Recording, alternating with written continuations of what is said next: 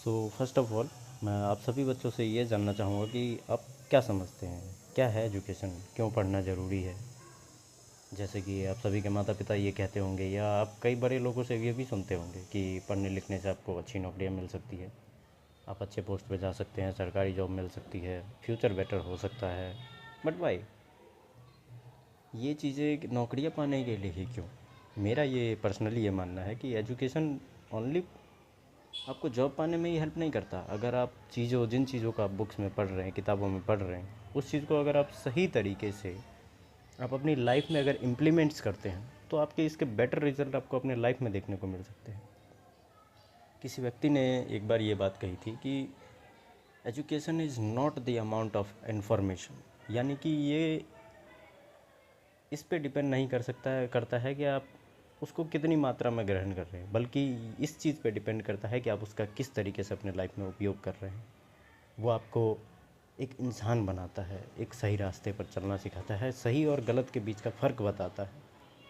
Education अगर आपके पास है, अगर आप शिक्षित हैं सही मायने में, तो आप कहीं मार नहीं खा सकते।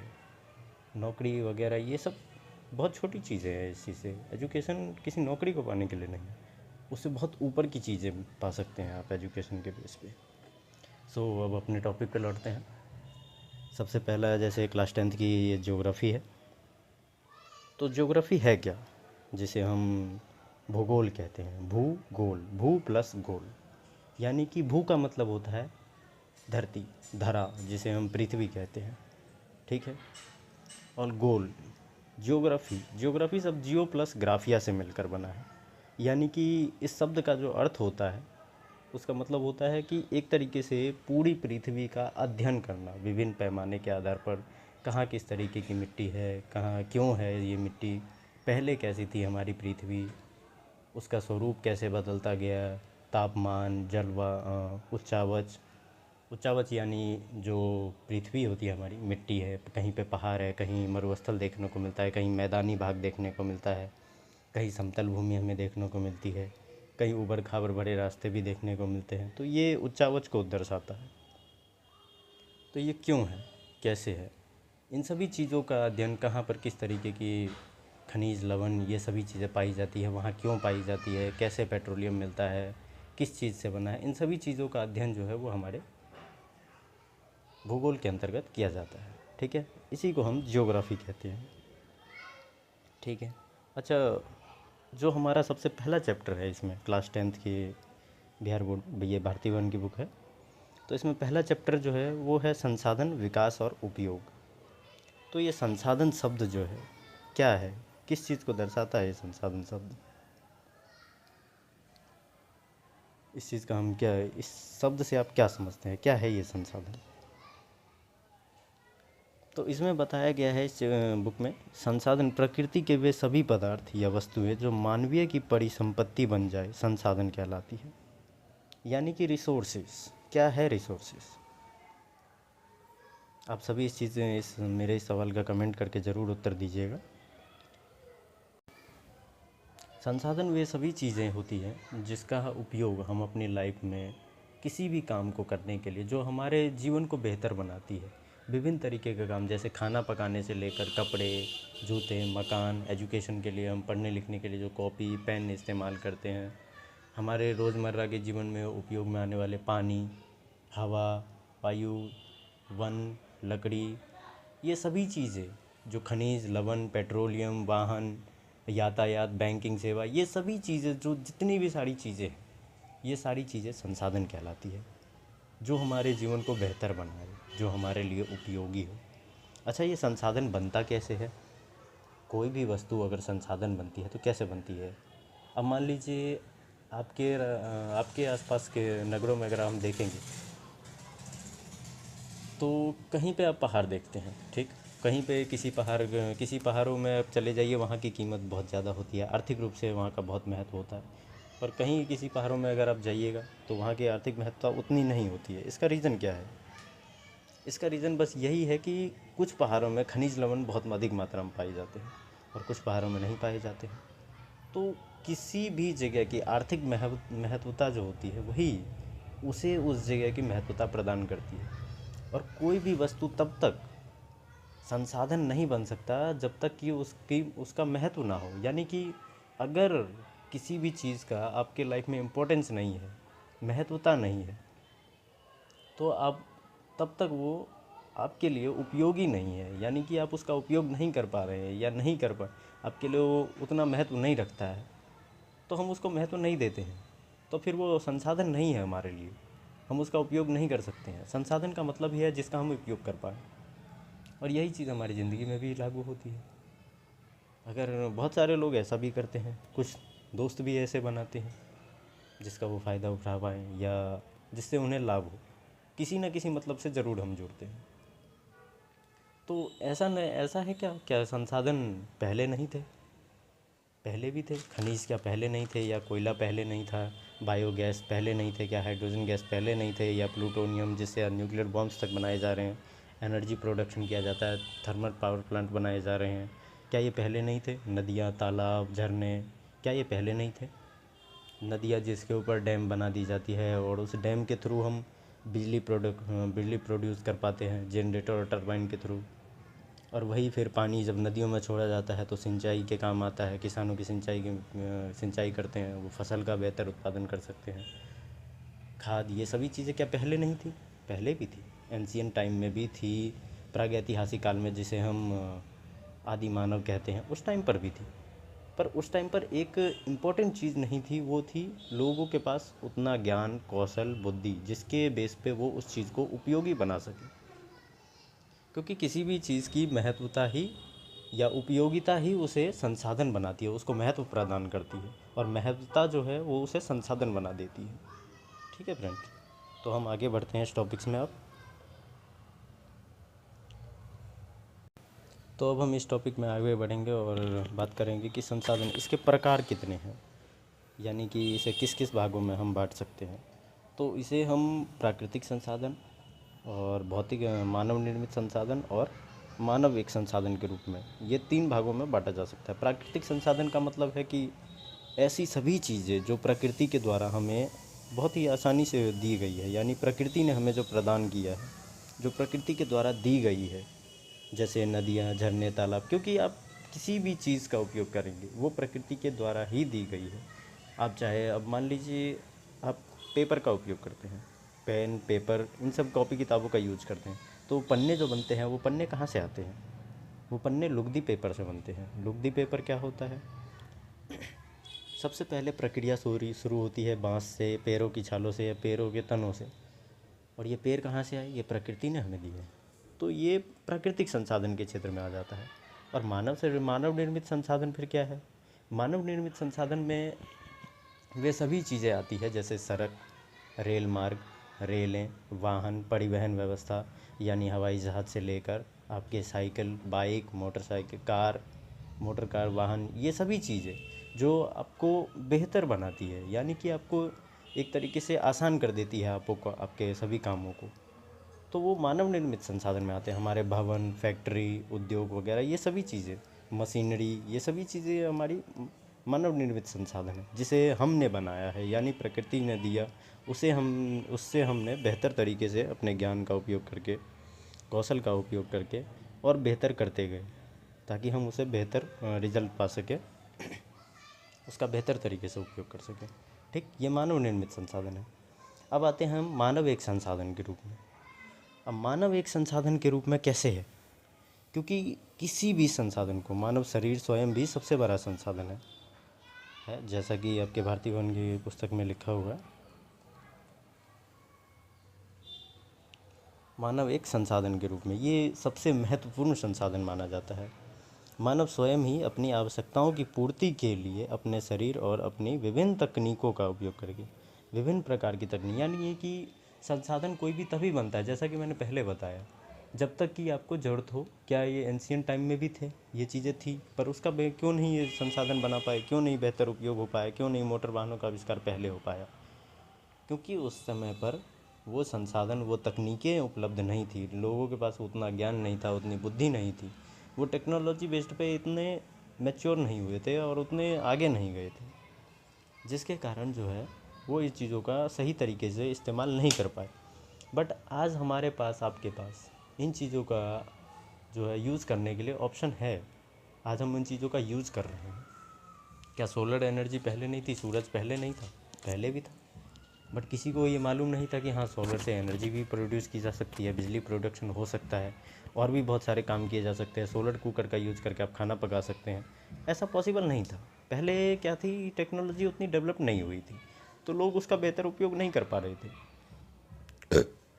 बट अब क्या है, अब टेक्नोलॉजी बेहतर हुई है, तो हम उस चीज़ों का उपयोग कर पा रहे हैं। तो अब क्या है, अब सूरज हमारे लिए एक संसाधन है, नदियाँ हमारे लिए एक संसाधन है, क्योंकि वो बिजली प्रोडक्शन में हमारी हेल्प करती है, जनरेटर टरबाइन को घुमाने का काम करती है, जिससे हमारे लिए बहुत हेल्पफुल हुआ है वो।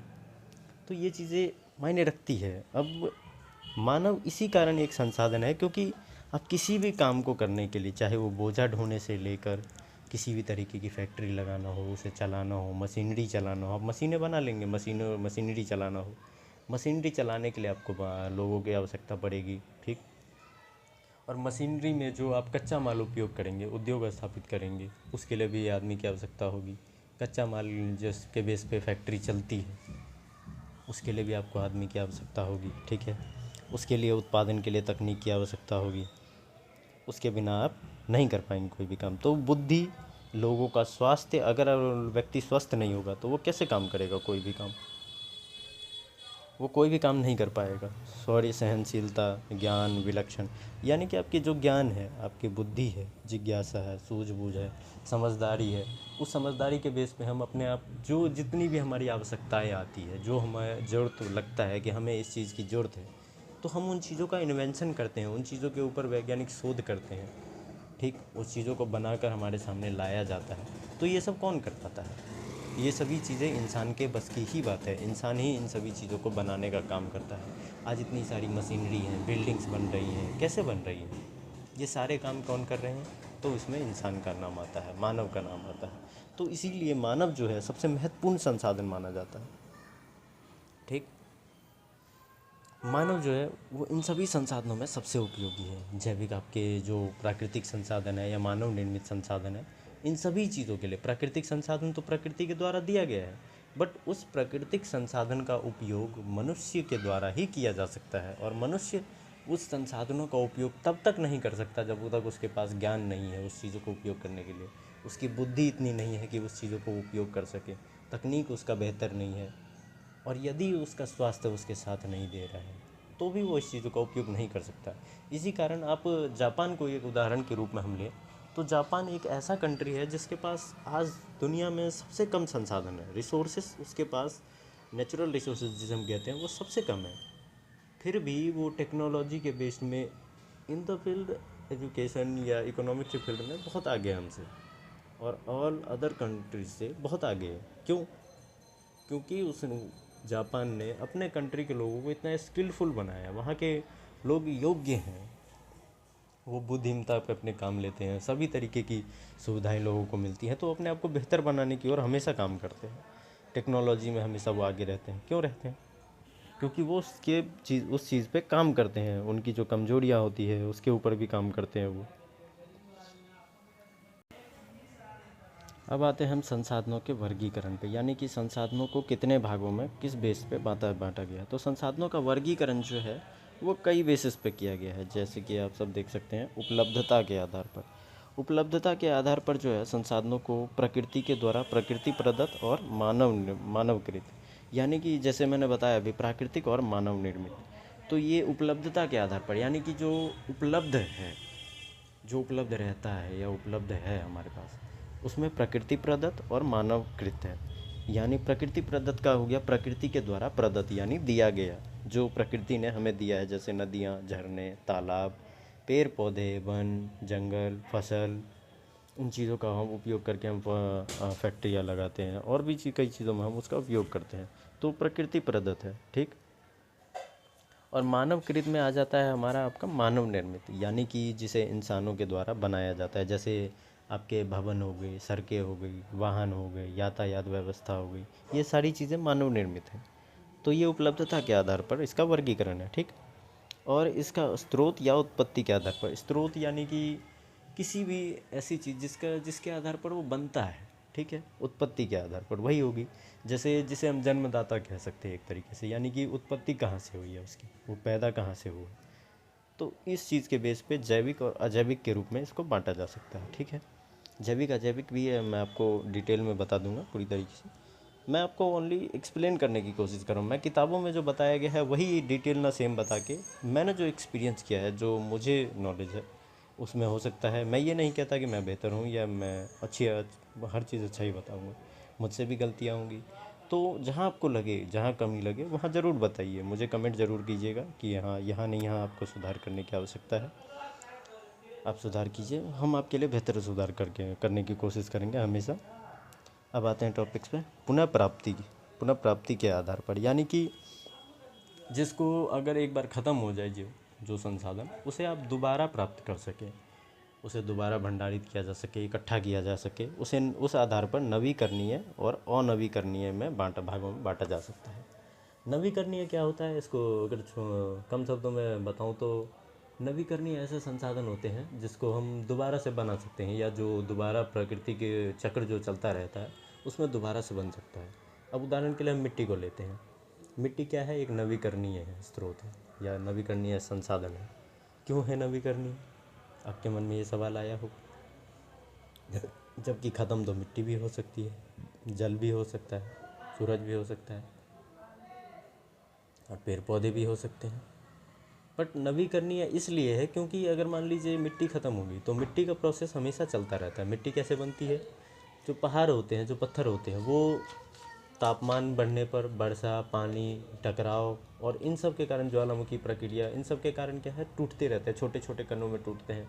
फिर वही पत्थर छोटे छोटे कणों में टूटते हैं, फिर वो धीरे धीरे रेत के टुकड़ों में बदल जाते हैं, यानी बहुत महीन कणों में, जिसे अणु कहते हैं हम। उन महीन कणों में बदलने के बाद वो धीरे धीरे मिट्टी के लेयर बनाता है। क्यों, अक्सर आपने सुना होगा कि फास्फोरस की कमी है खेतों में, या इस प्रकार के खनिज की कमी है, तो इन चीज़ों की हो सकता है, या कैल्शियम की कमी हो गई है इसके खेत में। तो ये चीज़ें क्या है, ये चीज़ें पहाड़ों में पाई जाती है। इसका मतलब है कि मिट्टी हमारे पहाड़ों के ही सोर्स है। तो ये नवीकरणीय है, इसी कारण ये से नवीकरणीय कहा जाता है। पेड़ पौधे भी नवीकरणीय है, अगर वो ख़त्म हो जाते हैं दोबारा हम वन लगाएंगे, दोबारा से वो पैदा हो जाएंगे, ठीक। और अनवीकरणीय ऐसे स्रोत हैं जिनका भंडार, यानी कि एक जगह मिल गया है, उसे बनने में लाखों करोड़ों सालों का समय लगता है। पेट्रोलियम है आपका, बायोगैस है, कोयला है, ये सभी क्या है, एक तरीके से बहुत लंबे टाइमों में बनते हैं। बहुत लंबा प्रोसेस है इसके लिए। पेट्रोलियम के बारे में आपने, अगर आप लोगों ने विज्ञान की किताब में पढ़ा होगा, क्लास आठवीं क्लास में है मेरे ख्याल से। पेट्रोलियम का एक चैप्टर है, कोयला में पेट्रोलियम नाम से एक चैप्टर है। जनरली एनसीईआरटी की बुक में ये रहती है। तो उसमें ये चैप्टर है, उसमें बताया गया है कम शब्दों में ही कि पेट्रोलियम बनने का प्रोसेस क्या है। उसमें क्या बताया गया है कि जो जीवाश्म थे, बड़े बड़े व्हेल मछलियों के, जानवरों के, इन सब के जो जीवाश्म थे, ये एक टाइम के बाद में समुद्र के नीचे दब गए और उसके ऊपर धीरे धीरे मिट्टी की लेयर, बहुत ऊंची लेयर चढ़ती गई। तो उच्च दबाव और उच्च ताप के कारण जो उनका शरीर था, मृत शरीर, वो धीरे धीरे पेट्रोलियम और गैसों में बदलता चला गया। और वही जीवाश्म आज, उन्हीं के जीवाश्मों से बने पेट्रोलियम का उपयोग हम आज वाहनों को चलाने करते हैं। वो एक ईंधन माना जाता है। तो क्या है, क्या ये एक ही 2 वर्षों में बने हैं? नहीं, लाखों करोड़ों साल लग जाते हैं इस प्रक्रिया को होने में और बनने में। इसी कारण इन्हें क्या कहा जाता है, अनवीकरणीय स्रोत कहा जाता है, क्योंकि ये एक निश्चित मात्रा में उपलब्ध है पृथ्वी पर। वो भी हर जगह, सभी जगहों पर नहीं है, बहुत लिमिटेड जगहों पर ही इन सब के स्रोत हमें देखने को मिलते हैं। ज़्यादा रेगिस्तान में ही क्यों मिलते हैं? रेगिस्तान में ही इसी कारण नहीं मिलते हैं क्योंकि वहाँ पे समुद्र होने के चांसेस हैं। एक न एक समय पर वहाँ पर समुद्र थे, इसी कारण वो जीवाश्म वहीं पर थे, और वहीं पर दबने के कारण आज रेगिस्तानी इलाकों में या मध्य एशिया के देशों में देखेंगे आप, जैसे सऊदी अरब, कतर, यूएई, इन सब के देशों के पास, सऊदी अरब के पास में ज़्यादा हमें तेल का स्टॉक मिलता है, ईरान वगैरह के क्षेत्र में। उसका मेन रीज़न वही है। अब आते हैं मालिकाना हक के आधार पर, यानी कि आपका स्वामित्व के आधार पर, ठीक है। स्वामित्व के आधार पर अगर बात की जाए तो हम, जैसा कि आप देख सकते हैं, स्वामित्व के आधार पर निजी, सामुदायिक, राष्ट्रीय और अंतर्राष्ट्रीय। अब निजी और सामुदायिक क्या होता है? निजी का मतलब होता है जिसमें किसी व्यक्ति का खुद का हो, ठीक। सामुदायिक यानी कि किसी समूह की भूमि। अब जैसे आप मान लीजिए, अगर आप कभी भी देखेंगे तो सामुदायिक में आ जाता है हमारा किसी समुदाय की भूमि। जैसे आपका अगर शादी ब्याह का घर होगा तो उन जगहों पे देख सकते हैं स्कूल के खेलने का मैदान, या किसी ऐसा कोई खाली ग्राउंड जिसे सरकारी ज़मीन हमारे बिहार में अक्सर कहा जाता है, हमारे आपके एरिया में कहा जाता है कि ये सरकारी ज़मीन है, या रोड के साइड का एरिया, खेलने का मैदान। ये सभी चीज़ें जो है ये सामुदायिक भूमि है जिसका उपयोग सभी व्यक्ति मिलकर करते हैं, समुदाय के लोग मिलकर करते हैं, ठीक। और राष्ट्रीय और अंतर्राष्ट्रीय, राष्ट्रीय शक्ति में एक तरीके संसाधन में ऐसे संसाधन आते हैं जिस पर राष्ट्र का शक हो। जैसे आपके हमारे कहीं भी रिसोर्सेज मिलते हैं, पेट्रोलियम हो गया, कोयला हो गया, तो ये सभी राष्ट्रीय संसाधन में के क्षेत्र अंतर्गत आते हैं। और अंतर्राष्ट्रीय संसाधन में ऐसे संसाधन होते हैं जैसे समुद्र है, जिसको व्यापार के लिए अंतर्राष्ट्रीय स्तर पर लगभग सब, तो अंतर्राष्ट्रीय स्तर पर सभी लोग इसका इस्तेमाल करते हैं। उसका क्या है कि समुद्र एक तरीके से एक कानून बनाया गया है, जो विश्व की संस्थाएं हैं उन्होंने मिलकर ये कानून बनाया है कि समुद्र में किसी भी देश की सीमा के कुछ एरिया के बाद जो उतना भी समुद्र का एरिया पड़ेगा, जितना भी समुद्र का एरिया होगा, उस पर किसी भी देश का एकाधिकार नहीं होगा, यानी कि वो अपना हक नहीं जता सकता है। उस पर पूरी दुनिया आने जाने का काम कर सकती है, वो अपने ट्रेड कर सकती है, व्यापार वगैरह व्यापारी मार्गों का उपयोग कर सकती है, वो जा सकती है, आ सकती है। उसके लिए किसी भी प्रकार का कोई पाबंदी नहीं लगाया गया है। अब आते हैं विकास के स्तर पे आधार पर। विकास के स्तर के आधार पर यानी कि किन किन संसाधनों की खोज की जा सकती है, उसका हम कितनी मात्रा में उपयोग कर सकते हैं, कितनी मात्रा में उपयोग कर सकते हैं, ठीक है।